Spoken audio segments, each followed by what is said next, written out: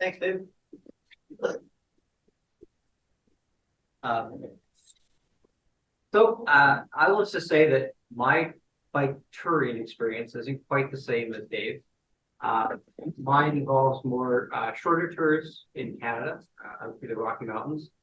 Most of my tours have been early May. If you can imagine early May, Rocky Mountains, you have to be prepared for just about anything, from hot weather to snow. And so we bike through all of it. Our tours weren't quite as luxurious as what Dave's looked like. It was a very large group. I think about 400 riders. Each day is 3 days. Each day was about 115 to 120K. Rocky Mountains, very difficult terrain, lots of hills, lots of very big downhills, which is the one reason you go uphill. So it's not a nice luxurious tour, but fully supported. They carry all your luggage, feed you at the end of the day, feed you during the days. So you don't really have to carry much stuff, but my experience has been you have to be prepared for the weather. And so that's where we're going to talk firstly a little bit about clothing. So now if you're in Vietnam, I guarantee a lot of this stuff you probably wouldn't want to bring with you. But if you're cycling through Canada or cycling through any place where there's like wet weather, you can experience wet, you're going to want something that's going to keep you dry. A waterproof or water repellent jackets are very critical. You can get them in almost any kind of weight. You'll see a common theme amongst almost everything I own. Mountain Equipment Co-op. Can't say enough good things about Mountain Equipment Co-op. Or actually now it's called Mountain Equipment Company because they're no longer co-op. Very lightweight stuff usually. You can roll it up, shove it in a back pocket. The cycling jerseys always have back pockets because you never have pockets in your pants. So you always have back pockets. You shove your back. You can really say full of almost anything. Food, jackets, tubes, tires, anything. So a good quality jacket. This one here is Gore-Tex, windproof, waterproof, keep you warm. The next, probably the most important thing you'll want to get if you're going to do a tour is bike shorts. I would never recommend wearing just a regular short and underwear. You will regret it after the first day. A bike short will have a padded chamois in it. And this, if you're not on a bike for a long time, the number one problem you're going to have is your butt will hurt like crazy. We host cyclists that come through the Cross Canada tours, and invariably every single one we've asked, how did you train to do this tour across Canada? And their answer almost always is, well, I just jumped on the bike and I started riding. And the first week or so, they said was unbearable. Like it was so painful. So if you're going to prepare for a tour, time in the saddle is probably the most important thing. The next most important thing is a good padded bike short. Lots of people will find bike short, they're tight, so they fit very tight, so there's no chafing, they don't chafe through the legs, but sometimes they'll still feel a little uncomfortable, which is you throw in chamois butter. Chamois butter is just like it's a lubricant. You just squirt it all over your chamois, spread it around, and you can get, this one's a ladies special ladies formula. I don't know what that means. But there's a non-ladies formula and a ladies formula. It's pH balanced for women, but if you're cycling a lot and it's really hot, this stuff will also save you a lot of pain, chafing in the nether regions. Cycling shorts come in kind of generally two different styles: a short or a bib. This is a bib. Usually the top part of the bib is kind of a mesh. They do exactly the same thing. I personally prefer a bib. And then it doesn't pull down. One problem is when you got to go to the bathroom, you can't pull it down. So you undress. These particular ones have a lot more padding. This is a very thick pad, so this is really comfortable. A good short will cost you anywhere between 50 and $100. Depends where you go to buy them. These bibs are probably about $150, but worth every penny if you're going to be on a bike for more than a few minutes. If you don't want to wander around town in your little tight spandex, you can actually buy, like a bag. This is very wrinkly, but just like a baggy short that'll go over it. Some of these baggier shorts will actually have the chamois built into them as well. So you don't have to look like the road racer. You look like a normal tourist with a nice, comfortable looking short. They come in all kinds of colors too. If you're going to just get like a black is probably the best color if you're just going to buy a spandex short. After that, shirts, I would recommend getting some kind of a nice cycling shirt because they look cool and then you look like a really good cyclist. And they're generally like a dry wicking material. So because if you're going to be riding, you're probably going to be sweating. These will dry out fairly quickly, and they will always have pockets on the back. You can throw snacks in there, throw a jacket in there, throw your phone in there, throw all kinds of stuff in the back pockets. This particular one is merino wool. Merino wool is beautiful because it doesn't matter how much you sweat, you still won't stink. And even if it gets a little bit wet, you don't get cold. So they're very expensive, but merino wool is, if you want a really nice jersey, that's the way to go. If you don't want to wear a pant or a short, or if you do wear a short, but then you run into wet weather or rain or something, a lightweight pant. This particular pant has, it's like a neoprene or I don't know if this is a spandex back, but the front is like a nylon, a waterproof nylon. So it'll keep some of the rain off of you. You can just throw them on, pull them off, put them back in your pocket or in your backpack, whatever you need. These are really handy, especially if it gets a little cool or something. You just throw your pant on and then you take it off when you get hot again.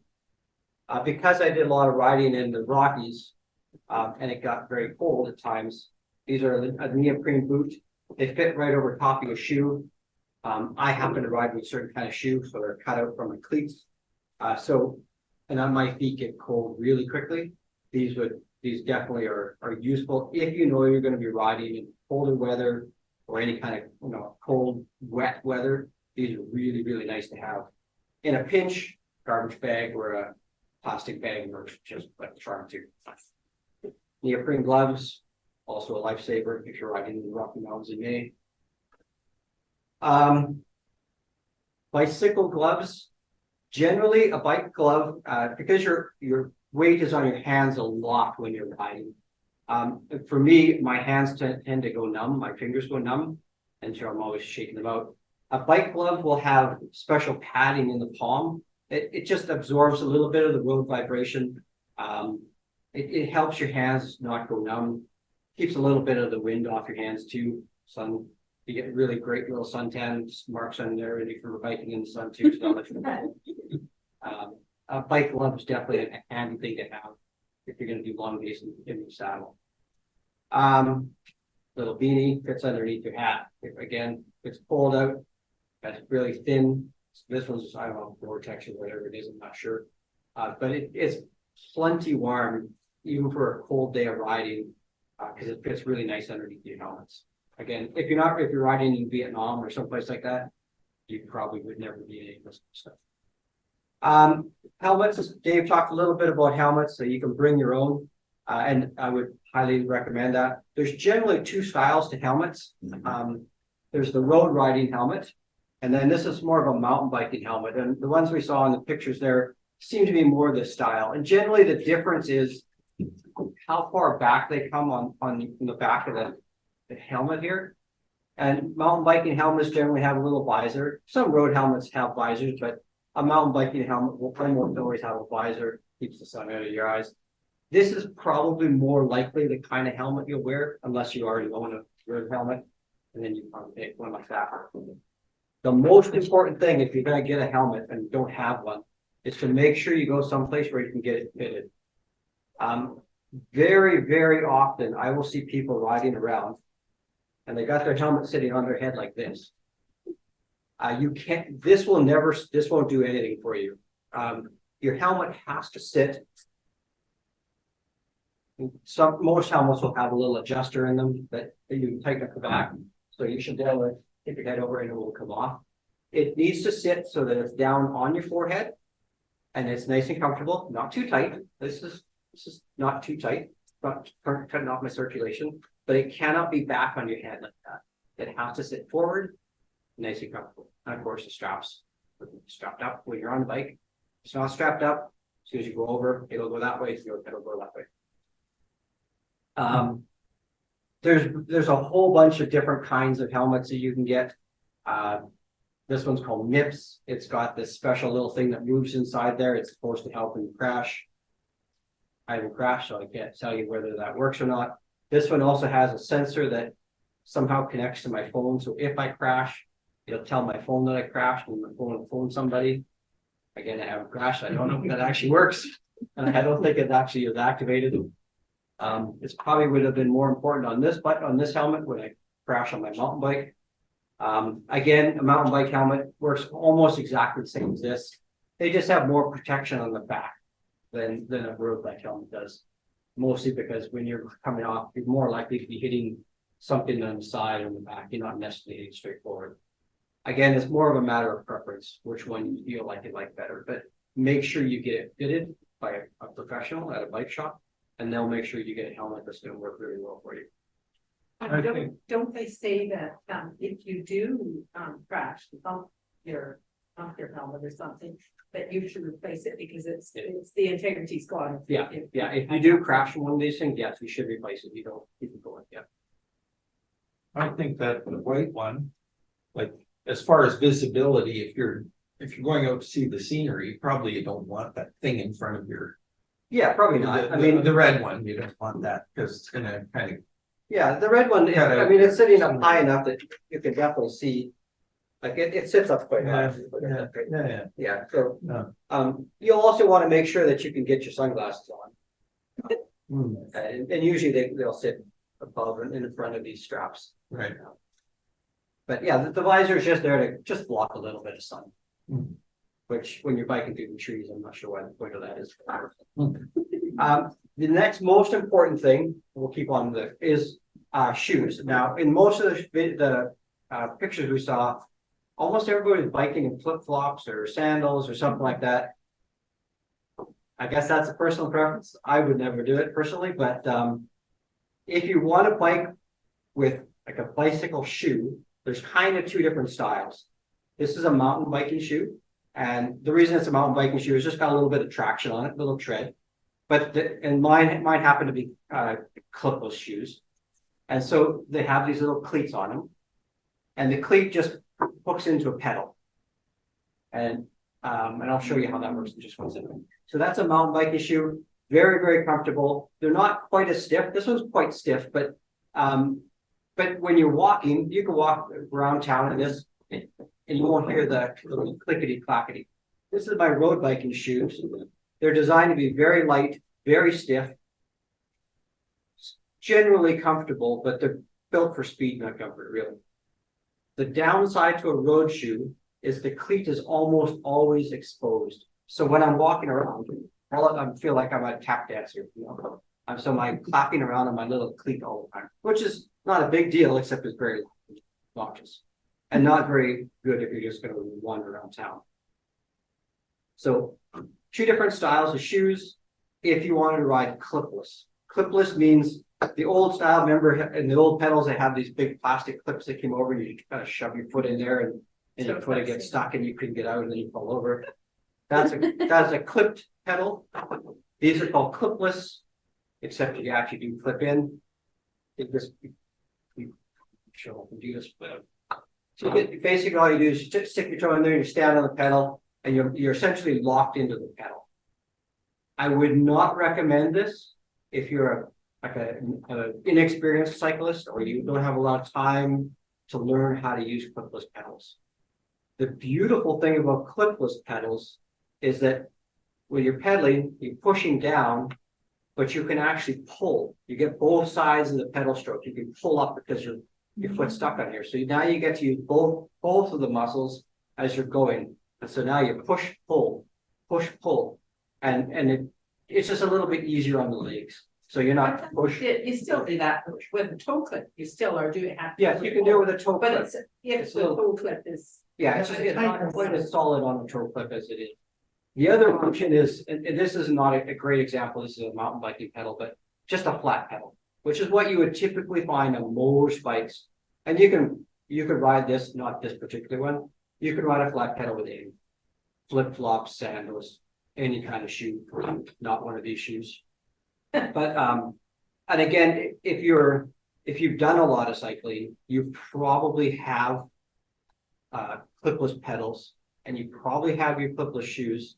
It probably makes sense to take your shoes and your pedals with you, because when you have a clipless shoe, this little cleat, it twists sideways. You can adjust it, and so if you happen to be like a pronator or something, and you tend to walk with a little bit more of a heel out, you want to make sure that that clip is exactly the right way. Because if you clip in there and your foot is this way, but you normally like to walk this way, you're going to end up in a whole heap of hurt when your foot and your leg aren't in the right position. So it takes a long time to get this all set up, set to what your preference is, what your body preference is. Once you get it set, you'll keep your shoes, you'll keep your pedal, you go over there, put them on the new bike, with your own bike. So this is a great setup for people that have done some riding and are comfortable and familiar. The biggest trick with these kinds of pedals is when you come to a stop, obviously your foot's in the pedal, right? And well, now you stop, you got to get out. You have to remember you just pick your heel up to the side and you come off and you go. I've seen a lot of people that forget that, or they get stuck and then they fall over with their feet stuck in the pedals. It happens to everybody. But that's the thing you have to get used to, getting on and off these pedals. Once you get used to it though, they're the greatest thing in the world. A shoe like this, you can ride it on a flat, you can ride it on a clip, you can walk around town. So a mountain shoe is not a bad option. Cycling shoes are generally very stiff. The sole is very stiff. Can't bend this one. And they're stiff so that as you're pushing, because your pedal is here, as you're pushing, it's transferring all that power into your pedal. It's not just crushing up this way. I have seen lots of people that'll bike around with their heel on here.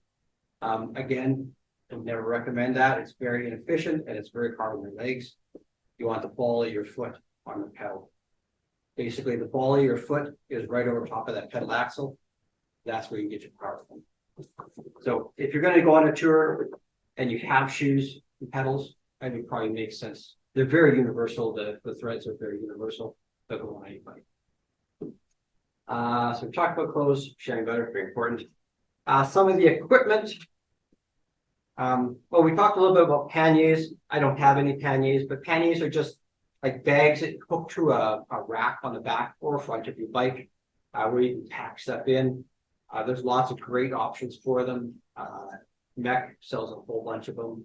Usually they're kind of a rubberized material, so they're waterproof. So if you have to carry extra clothes, if you're doing a fully self-guided tour and they're not carrying your luggage, you're going to have panniers. You'll have seen the cyclists that go by our town. They're fully loaded because these guys are all by themselves. Their camping gear's on there, their food's on there, all their clothes are on there. You know, their bikes weigh a ton. But they've spent a fair bit of money on panniers, racks, and the bikes that can support that kind of stuff. Most of these kinds of tours, when they're all guided and they're supported tours, you probably won't chip out stuff. Maybe a little bag in the front, throw some snacks and stuff in the camera.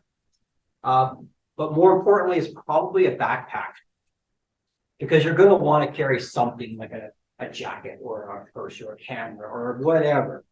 A tiny little backpack like this, I believe this is a 10 liter, something like that. Yes, a 10 liter backpack. Again, for Mech, should get a sponsorship from those guys.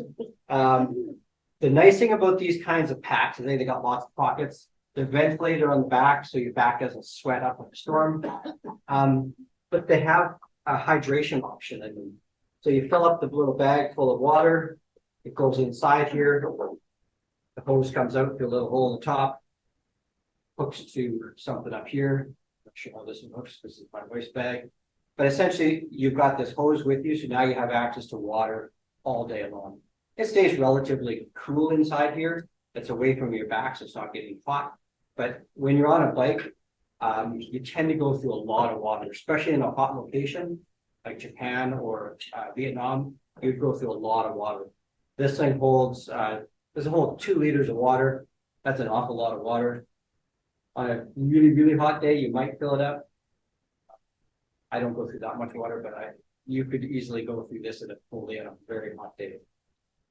If you're going through that much water on a really, really hot ride, you probably want to have these are called Nun tablets, but they're like a salt. They're not quite salt, but they give you the electrolytes. It's an electrolyte tablet. You just take one of them. You can take half one or whatever. Throw it in your bag, in your bottle. Throw it in your bag, and it kind of dissolves right away. This one's lemon lime. You can get all kinds of flavors. But if you're biking in very, very hot weather, these are quite essential because you're going to be sweating a lot. You're going to need some electrolyte replacements. I don't have a lot of this stuff left, but I like to ride with I call these gel packs, but it's just an energy gel. It's high sugar. Some of them have caffeine. This one does not. Oh yeah, no, this one does. 20 milligrams of caffeine. You can get them in every flavor imaginable. If you're on a long ride, 70, 80, 180K, some of these are really handy when you're just kind of feeling a little bit low on energy. Shoot one of these in, drink a bunch of water. It'll just help you get through the day. You won't bonk, as we call it. You can get these. We have these things called honey stingers. Again, they're like a little juju. They're full of sugar. They give you a quick energy shot. They're really tiny. You can roll this back up, throw it in your pocket when you're done, throw it away when you get to wherever your spot is. But they're really handy to have. You can pack a whole bunch of them in your luggage. They take up no room. They're dirt cheap, like they're $2 or something like that for one of these things. But really, really good to have. On those supported tours, and the hydration bags are great, but water bottles, most of these bikes would have bottle cages. Depending on the kind of bike, some of my smaller bikes, I can't fit these big bottles in there. I can only fit the little bottles in. Sometimes they'll put bottle cages in the front handlebar. Sometimes put them behind the saddle. Mostly they're in the frame. But a good water bottle is always really good to have. And if you have your own, I probably would bring my own just so I'm not drinking out somebody else's water bottle. That's just me. On these fully supported tours, as Dave was mentioning, there's a sag wagon there. There's a support vehicle. If you run into problems, you have a flat tire, which is inevitable. They're probably just going to jump out, change your tire for you, and get you moving. If you happen to be on one of those more self-guided or self-supported tours, you're going to want to carry some kind of tools with you. And so whenever I'm on the bike, I always have a little bag. This one just clips to underneath my saddle. It hooks those two little hook rails on the saddles, hooks the saddle, and it sits there. I can hook a light on here if I need to. But in my bag, I always carry, like I say, I always carry, but I don't have any money. I always throw a little bit of money in there. I use a CO2 inflator just because I don't like carrying a big pump. This will inflate your tire up to more than adequate pressure very, very quickly. You'd have to be careful. They get extremely cold, so don't hold on to that when you're doing it. You can carry a little pump. They make little tiny pumps you can throw in a backpack if you have a backpack. I always carry a tube with me. Tire levers, critical. You will never get your tire off without some kind of lever. Almost impossible on a road bike for sure. Mountain bikes, you probably could, but tire levers, a little multi-tool. This one's got most of the little Allen keys you'll need. This one actually even has a chain tool on it. But again, just a tiny little tool, but it'll do almost anything for an emergency repair. And then super patches. They're not like the old style patches where you had to put the glue on and wait for the glue to dry. Just peel the back off, stick it on there, give it a good rub, instantaneous. This one holds, I can't remember how many patches come in these things, but they're dirt cheap. They're worth having one of these things with you. So even if the sag wagon doesn't come and get you, you can change your own tire. So it's all, I would say that you should almost always have some kind of a toolkit, unless they're going to supply all that from your tour, but they can probably tell you that. So that's clothes, pedals, the equipment, the bikes. They will make sure the bike fits you for sure. As Dave mentioned, they're going to ask for a small measurement. Usually it would be the inseam, not necessarily hips. It's more important about the inseam. If problem with crotch standing up that distance, because you want to be able to stand over the bike, standing without bumping into you. And so if you ever had to come off the bike quickly, you want to make sure you can stand over that frame. On a drop frame, it's less important because you won't hit anything. But once they know that, they'll be able to size the bike roughly, and then they'll get everything set for you after that. So your seat saddle height's going to be right, depth and length is going to be correct, all that stuff.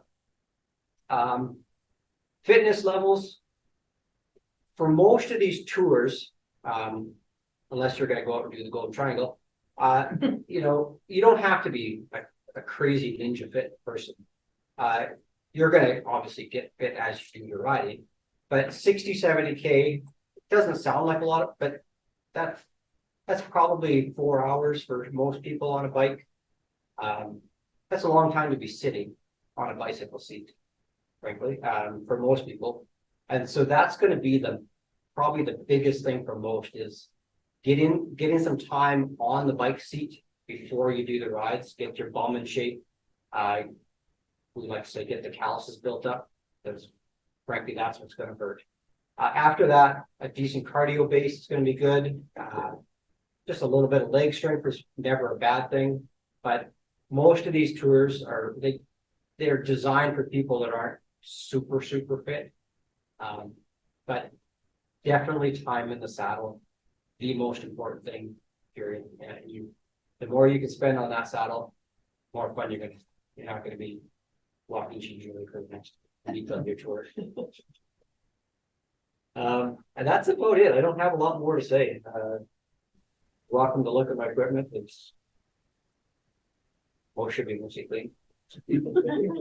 So Bruce, I wanted to ask, I always understood that a backpack is not a good idea because you're likely to it's a balance thing, that you're probably better with a backpack or a pack on your handlebars than with a shoulder pack. No, I've never heard that. Yeah. No, unless, I mean, it depends what you're carrying. Well, that's a very small. Yeah, I guess maybe if you were doing like, you got those huge backpacks that you're hiking across the Andes in, but then you're not carrying your bike. So, no, it like a little backpack like this is never going to be heavy enough that you're going to worry about it.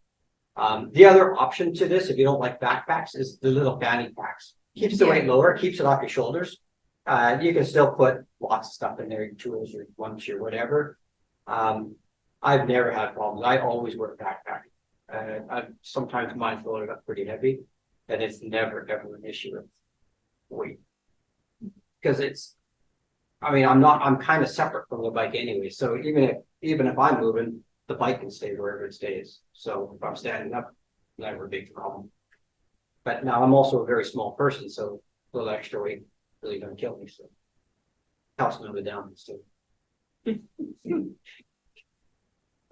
Yeah, and I've never had a problem with backpack. I do everything, ski and backpack. I do everything with backpack. Yeah. Okay. Wasn't a very, very quick presentation. Thank you so much, Bruce.